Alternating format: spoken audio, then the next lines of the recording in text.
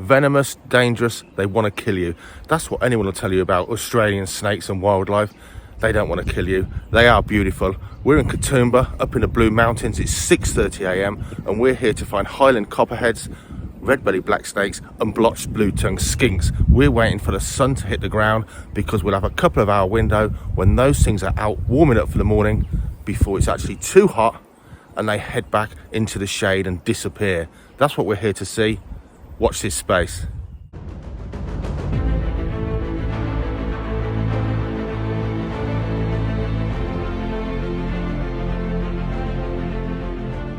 My hand swelled up and it was very painful overnight.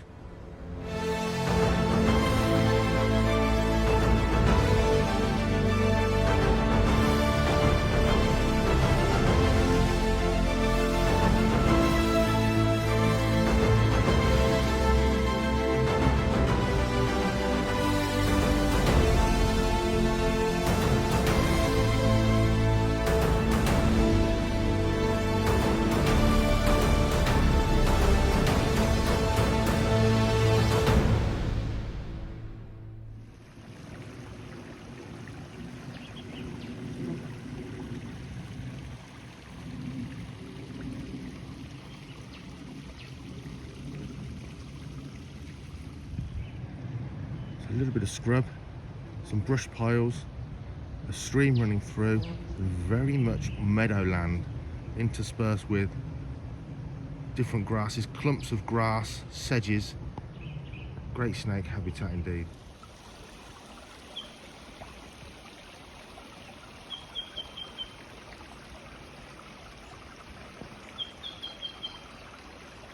So if you keep snakes or look for snakes and wild herp in the UK, I think if I said Australia, you would think of somewhere really, really hot, desert, lots of dry habitat.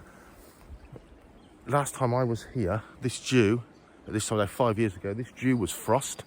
It's a heavy dew. It's about 10 degrees last night. It's going to be about 25 in the sun, in the shade later on. But it's not what you think. It's temperate. Yes, it can get to 30 odd degrees. Yes, there's now forest fire warnings. You're not allowed to set a fire anywhere around these parts, but it's temperate. These snakes have frost. They even have snow in parts of the Blue Mountains. They're out when it's cooler and they disappear when the heat of the sun comes up. And if it gets really hot, they become nocturnal, even the diurnal ones. And where we're on the central coast, it's temperate. Now, it doesn't get a frost down there really, but those diamond pythons, they're in the woods. It's not hot. It's so not what you expect from looking for reptiles in Australia. Certainly here in New South Wales, it's an eye-opener. It's you can't believe there's such an abundance of reptiles if you're from the UK, and it really isn't what you expect. So damp, thick, heavy dew this morning. We're waiting for that sun to warm the ground to entice them out. But we really have only got that window of time. Look at this amazing nest. No idea what bird made it. A lovely little snuggly hole. All made out of bits of soft stuff, basically. Little hole in there. Beautiful. Jackie's tired from the glowworm hunting last night. She's scaring the local wildlife. She's heading back. She's actually going to have a nap in the car. Finding snakes isn't her bag. She said, I'm going to just lay down by the stream and have a little nap. And she said, what are these massive flies on me? Massive horse flies. So that idea went out the window. There's a copperhead. The bird led me to the snake. This is what we've come for. What's the chances of that? Here we are. The highland copperhead, they're not huge snakes.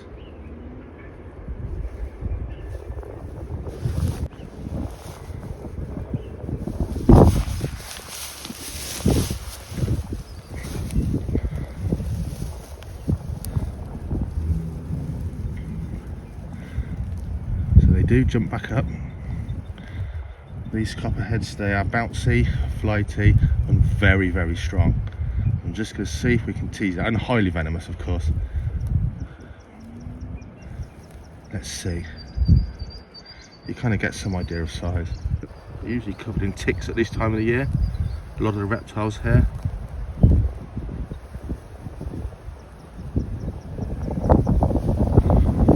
It's cold to the touch. I'm not pulling this snake like it's a bit of spaghetti, but I've just got a little bit of pressure there. And just see if it'll tease its way out.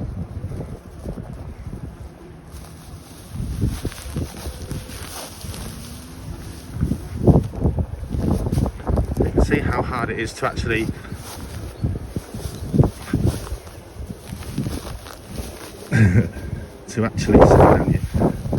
get these guys, because of course they are in the grass there. Look at this.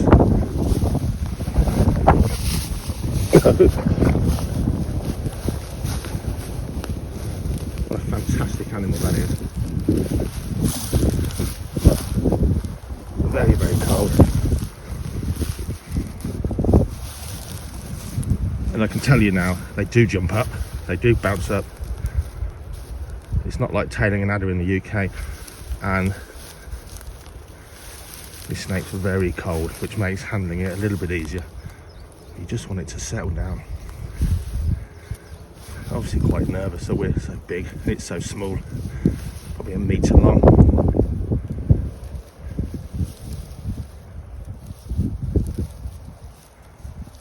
Settle down.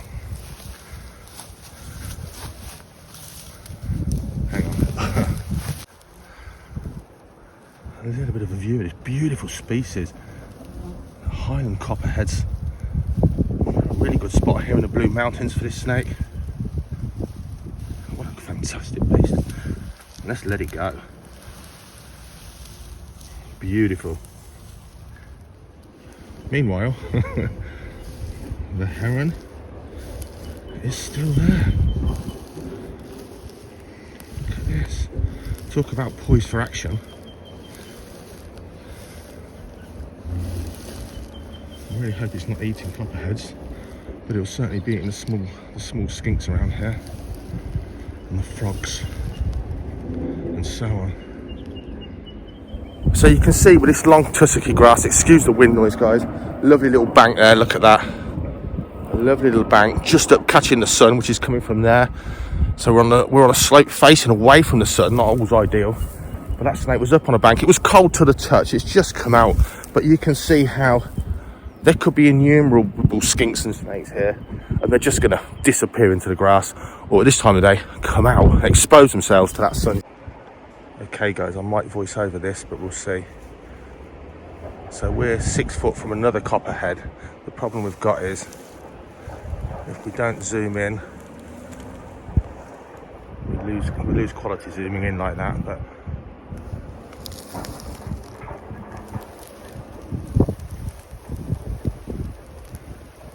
things like those herons about, you can see why they're pretty shy.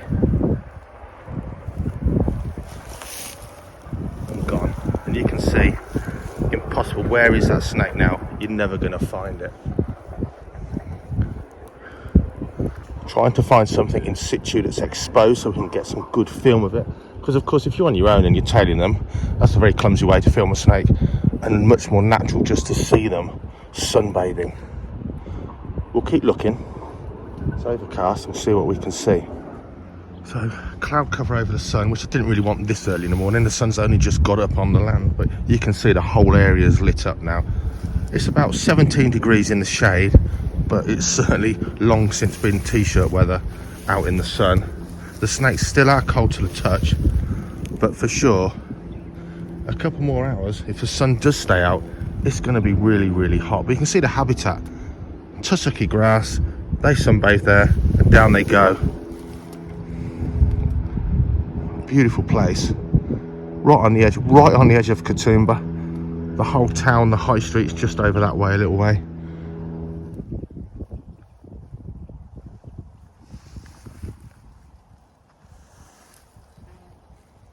Here's a real treat guys, blotched blue-tongued skink, target species number 2.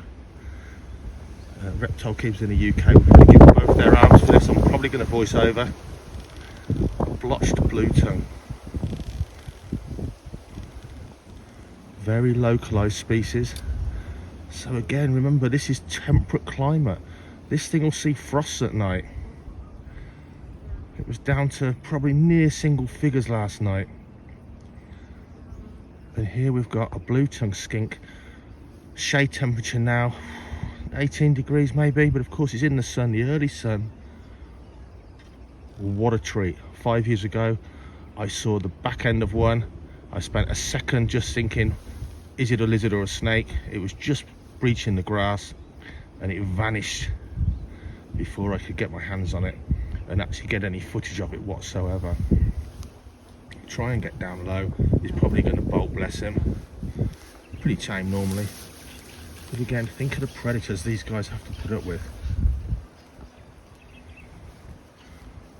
You can see his little burrow, look, he's going down under the bramble patch and he's just coming out again to warm up. Oh, we're going to scare him if we're not careful. Now, I love keeping reptiles. I love my snakes. He's got ears, remember, this guy can hear me. But finding wild reptiles is just stunning. He's lost a bit of his tail.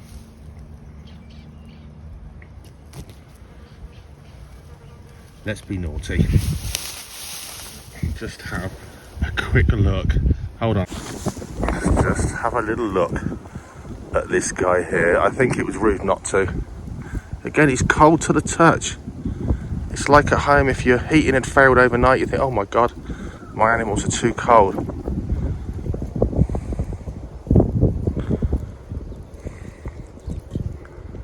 What a lovely little boy. Look at that animal. There's his tongue. It's cold, it really is. It's like you'd be worried if this was your reptile. You can see just how slow those tongue flicks are. And that's because he's too cold. He's too cold to do it any differently.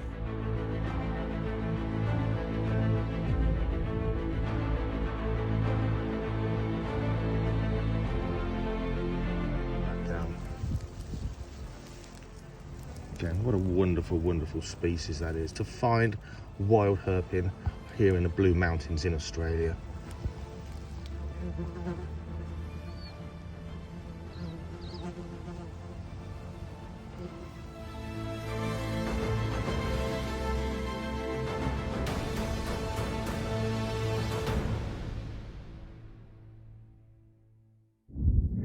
There's Sleeping Beauty.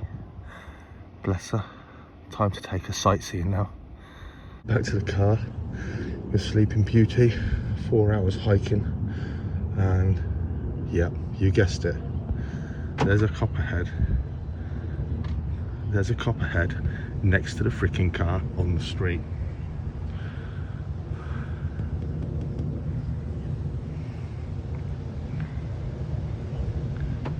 There's a snake.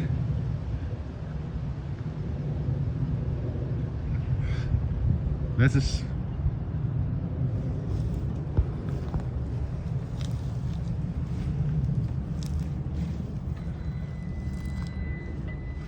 Classic.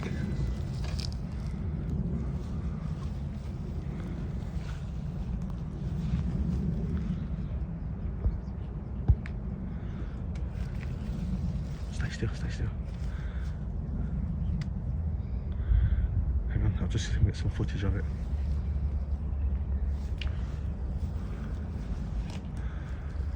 The best footage we've got right next to the car on the bloody street. Typical.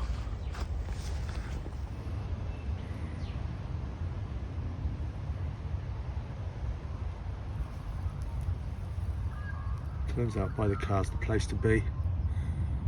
You don't need to be hiking for 4 hours since daybreak. We've finally got our footage.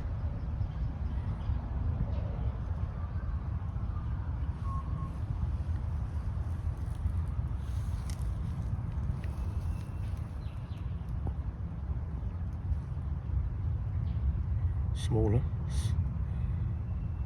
a couple of foot long, this guy. He's just foraging around.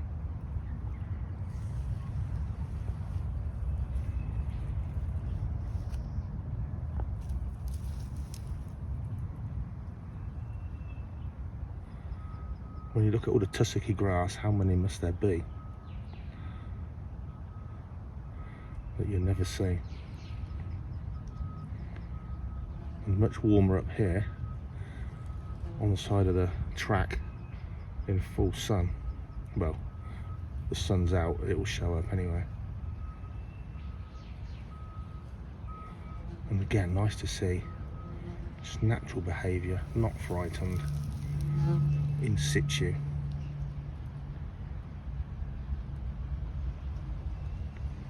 And he's not coming back out.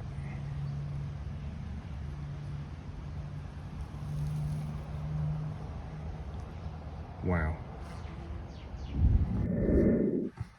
Okay, I'm supposed to be packing tonight. Jackie's not feeling too good, hopefully just tired. My mate Jason's messaged and said, Dave, there's a spot 10 minutes drive from where you're staying. It's the really best warm night for ages. It's a really well known, but he said midweek shouldn't be any herpers down here. There is someone here, look. He said it's a really good nighttime walking road. Really good for different species, so what the heck. Jackie's having a shower.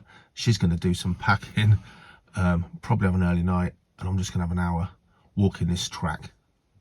We're just lamping the road. Target species, you could say death adder, but we're just going to say a snake. It does feel great out here. I'm in a t-shirt. Feel the warmth coming up off the road still. It's only been dark for about an hour and a half. Maybe less actually. Someone come in. Let's see what they've seen. Just met a lovely local chap. Local herper. And he said broadheads, tiger snakes, black snakes, death adders.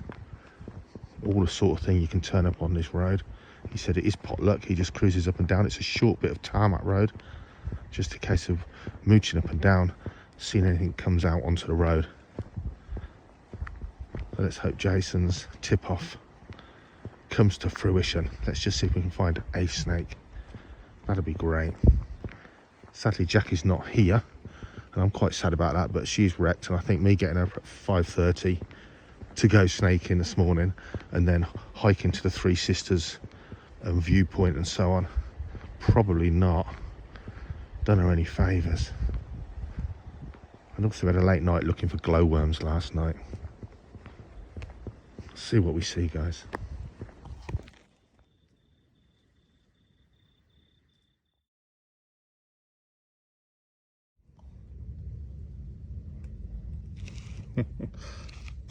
Oh yeah, it stinks now. It smells like our grass snakes. Like real smelly mess, that is, isn't it? Should have took your advice. So is this something that just ultra common around here? Yeah, it is. Yeah, we've seen. Yeah, they're pretty. But don't. Is it the bandies eat them? Eat them, yeah. Oh wow, yeah. So, like food source. What? Bandies. It's just like our grass snakes. That stinks. It's exactly the same smell. That's weird, isn't it? How something can be so the same from...